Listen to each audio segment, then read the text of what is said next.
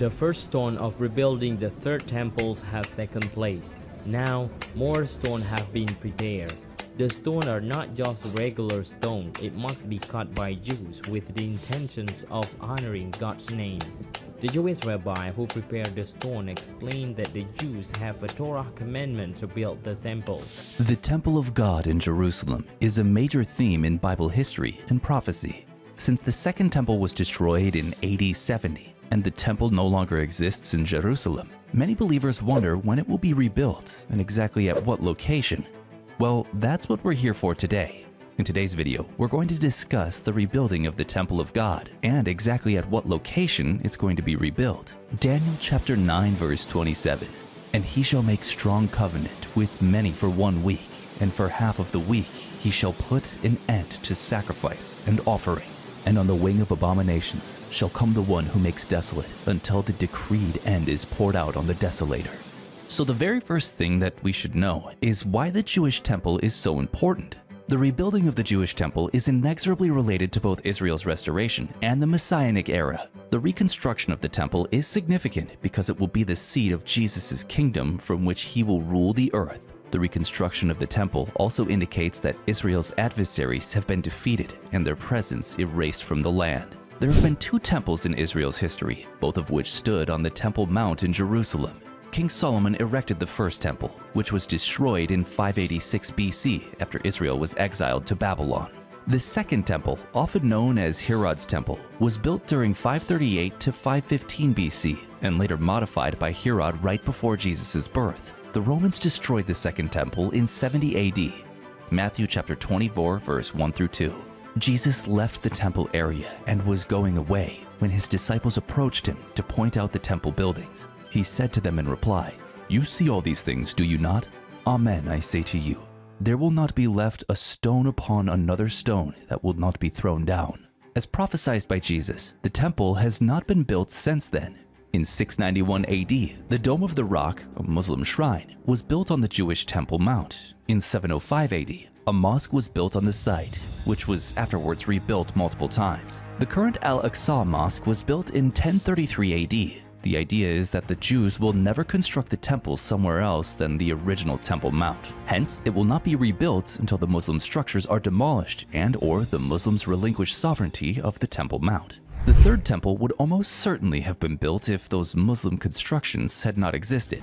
So, what are the possibilities of recreation of the third temple? The possibility of recreating the Jewish third temple is being hotly contested. The following are some common objections. First, Jesus' finished work in terms of the means of personal redemption does not require a physical temple. Christ, in reality, rendered the physical temple obsolete. Yes and no, in my opinion. True, Christianity does not require a physical temple. However, Jesus did not make the Jewish temple obsolete. The temple was never and never will be open to Gentiles or Christians. Just because Christians do not require a temple does not imply that Jews do not require one.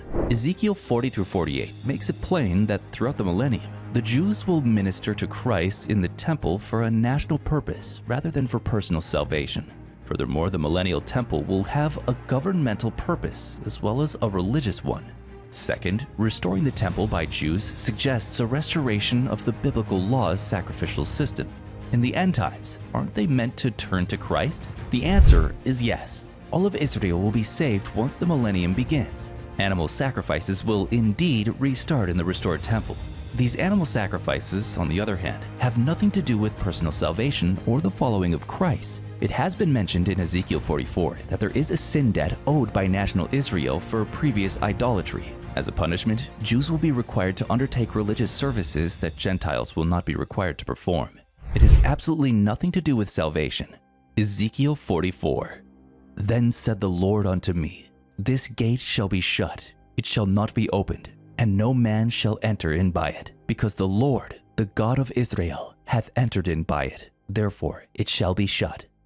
Third, in this time of political unrest and conflict over Jerusalem's governance, how could Jews reconstruct the temple where Islamic constructions now stand? This is why there's going to be a war. The historical tensions are not going away, rather they are reaching a boiling point. Jews are tired of waiting and really want to restore full Judaism practice. The nations surrounding Israel are tired of waiting for the Jews to be exterminated. they will eventually face off against one another. I'm not sure who will strike first, but sooner or later, sacrifices on the Temple Mount will recommence, however short, and Jerusalem will be invaded. Now, what lies ahead? In God's word, the end-time scenario calls for a Jewish temple to stand when the Antichrist dominates the world. He will desecrate it, and the Jewish people will be expelled from the Temple Mount once more because they will remain faithful to God and refuse to worship the Antichrist as mentioned in Daniel chapter 9 verse 27.